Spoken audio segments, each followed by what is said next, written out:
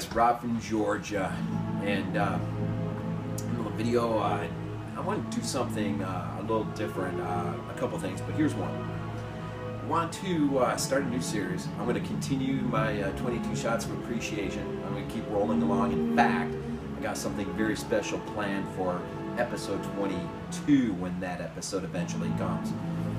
But one of the things I want to do is start a new thing where I start looking at documentaries and as its own series. And so the first one I want to highlight as episode 1 of Unearthing the Documentaries, I guess I'll call it something like that, is Empire of Dreams, the story of making Star Wars Trilogy. It was directed in 2004 for the Star Wars Special Edition Trilogy set that also came out in 2004. I don't know if you know, but the films, as they were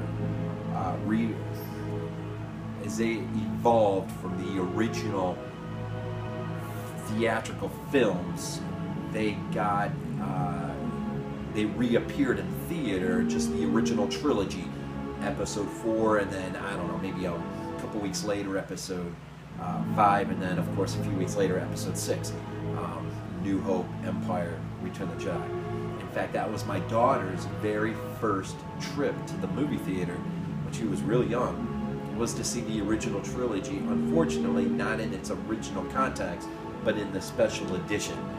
Anyhow, I have a huge love for the Star Wars trilogy. I can remember seeing the original episode 4 at the drive-in when I was 7, when I was 10. I remember going to the theater. I went to the one side of the theater to see The Empire Strikes Back, and my dad and his buddy went to the other side to see The Blues Brothers. I still to this day think I got the better film, but I do love The Blues Brothers. And then finally, when I was 13, I got dropped off at a movie theater and saw Return of the Jedi. I waited, I think I was dropped off about 9 a.m. or something like that, and it wasn't until I think the 4 or 5 o'clock viewing that I finally got to actually go in. Yes, I was in line all day long. But that's what you did as a kid. I mean, that was, I mean, they played on one screen. It's not like today with the Mega 18, 24 Plex, whatever. The film's got 6 screens or 7 screens.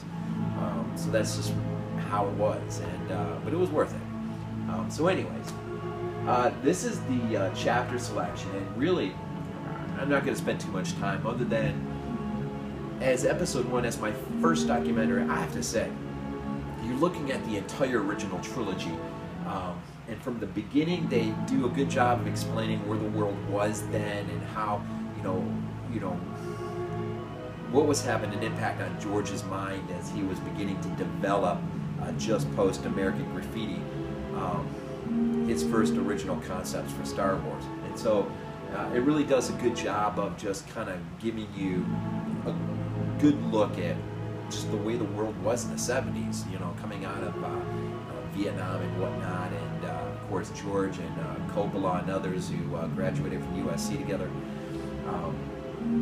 But it does that, and then it eventually goes into Star Wars: A New Hope, and then eventually Empire Strikes Back, Return of the Jedi, and of course closes itself out. Runs about 2 hours and 31 minutes. I think it was Edith Becker and Kevin Burns directed it. They're not really known. I mean, they're known for documentaries of having, you know, done other things. Although I think Kevin Burns had something to do with the Poseidon film. But anyways, this is just, I mean, a massive, massive documentary that just covers the lifespan of an entire trilogy. Anything and everything from footage from you know, the set that has never been seen before, a lot of commentary from, you know, different people who are contributing. What's really neat is to see the overall progression of this, of the mechanical special effects side of things from the 77 film up through 80 and 83, and just between 77 and 83, the work that ILM was doing was just absolutely insane. I mean, they were really ushering in a whole brand new world of special effects. And so George and his sort of breaking off from the Hollywood system really created and led us, especially as young kids, watching these films, into a whole new world of possibilities. And so if you have never seen this documentary, I know you can see it on YouTube. I went and looked. I also went on Amazon. You cannot, as far as I can tell, you cannot purchase the documentary separate of this trilogy box set, as it's put on a supplementary disc.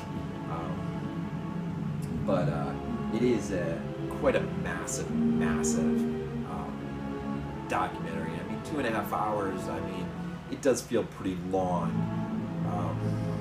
not in a bad way, but it does feel like it has length when you watch it. They just cover so much stuff, from the making of the films, the stories behind the releases and how they were received, the story of Irvin Kershner and his involvement in Empire, directing Empire, and just as the whole trilogy evolves over that span of time, and of course eventually will evolve and continues to evolve onto Blu-ray, and of course now we have the new films coming out, the 3 predecessors, or episode 1, 2, and 3 that eventually would get made. And Star Wars just seems to be, I think now with Rogue One, it just seems to be really moving into a whole new direction that I think is going to be good for the franchise overall. I was not a big fan of episode 1, 2, and 3.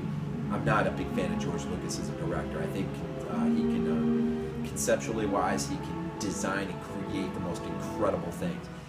But in terms of directing people and directing films, I think that's why Empire and Return of the Jedi stand on their own as, you know, 2 of the better films of the entire, of everything.